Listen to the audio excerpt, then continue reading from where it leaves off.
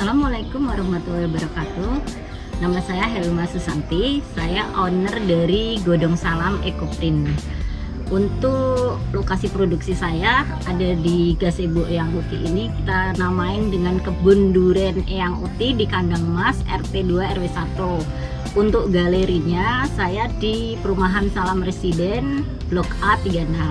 Apakah itu ekoprint? Ekoprint itu seni olah kain. Jadi kita mengaplikasikan apa yang ada di sekeliling kita, dari daun, dari akar, dari batang, untuk diterapkan atau diaplikasikan ke dalam kain. Dan kain-kain yang kita gunakan itu adalah kain yang berserat alam, jadi tidak mengandung polyester. Untuk ekoprint sendiri masuk ke Indonesia sekitar tahun 2016, karena ini dari luar ya. Dan di Kudus sendiri baru sekitar 2020, dimana itu diawali dari adanya pelatihan yang diberikan kepada kami dari dinas terkait.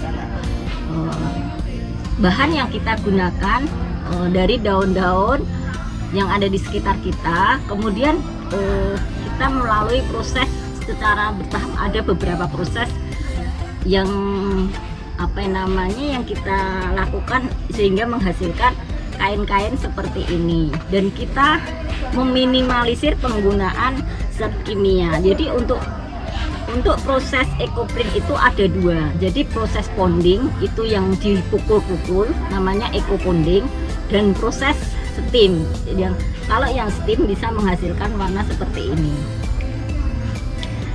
Pertama yang kita lakukan untuk membuat ekoprint adalah dengan, dalam istilah kita namanya scoring ya. Kalau scoring itu membersihkan zat-zat kimia dari kain, karena kain itu buatan pabrik pasti ada kimianya. Kemudian kita lakukan yang dinamakan murdanting. Murdanting itu pemberian unsur logam supaya bisa mengikat warna. Nah, jadi setelah itu baru proses penataan daun. Setelah daun ditata, kalau kita mau menciptakan warna ungu, berarti kita harus memakai kayu secang kalau ungu ya. Kalau kita mau memakai warna agak-agak seperti ini kita pakai kayu mahoni seperti itu. Kemudian setelah ditata daun dan dicelup tadi, kita pakai daun-daun seperti ini. Ini contohnya daun johar seperti ini, daun kalpataru, dan ini daun jati itu yang menjadi favorit kalau mengeko. Jadi nanti akhirnya kalau daun jati akan muncul seperti ini kalau jati. Tapi kita tidak membatasi dari daun-daun itu saja. Kita harus berani mencoba seperti daun rumput-rumputan pun boleh gitu. Jadi memang kalau di ekoprint itu harus explore, dia harus selalu mencoba apakah daun ini bisa gitu. Dan di ekoprint itu selain kita harus melestarikan, berarti kalau kita sudah mengambil daunnya kita harus menanam. Terus setelah dikukus nanti jadinya seperti ini. Ini yang dikukus setelah kering. Ini membutuhkan waktu 3 hari, tapi tidak boleh kena matahari langsung. Jadi penjemurannya tetap angin-angin. Nah, setelah itu baru dikunci. Dari proses ini 3 hari kemudian dikunci dengan tawas. Untuk apa? Supaya istilahnya kalau di kita itu penguat warna. Nah, setelah itu baru disetrika menjadi seperti ini. Nah, untuk produk jadi ekoprint seperti ini. Ini misalnya kita membuat, ini udah menjadi baju remaja. Kemeja juga bisa, topi, jilbab. Pemasaran yang kita lakukan selain di galeri, kita juga melakukan pemasaran online. Jadi di online kita pakai Instagram, pakai WA status, pakai Facebook, dan pakai TikTok.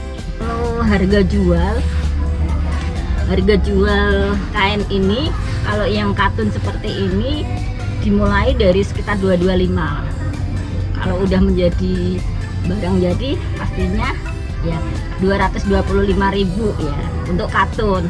Tapi kalau untuk sutra saya sempat jual itu 2 juta untuk sutra. Yang pokoknya kain yang paling minim itu katun. Harga paling murah produk itu kita ada kayak tote bag itu 50.000, terus mug kita bisa buat mug juga. Nah, paling mahal produk kita harga 2 juta, paling murah 50.000 bentuknya tote bag sama mug. Saya sih kepingin ya ini tuh bisa meluas, paling enggak nanti setara dengan batik yang akan dikenal luas. Karena orang tahunya cuman batik. Pertama kita ekoprint juga dikenal batik ya, tapi kita berbeda karena kalau batik itu identik dengan malam, kalau ekoprint kita tanpa malam dan gitu. Dan ini peluang usaha buat ibu-ibu yang di rumah.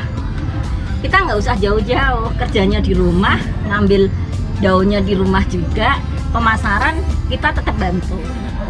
Jadi saya masih berharap supaya ini paling enggak untuk di Kudus itu bisa merata, udah mengenal ekoprint juga, apalagi mungkin dari ibu-ibu PKK-nya ya.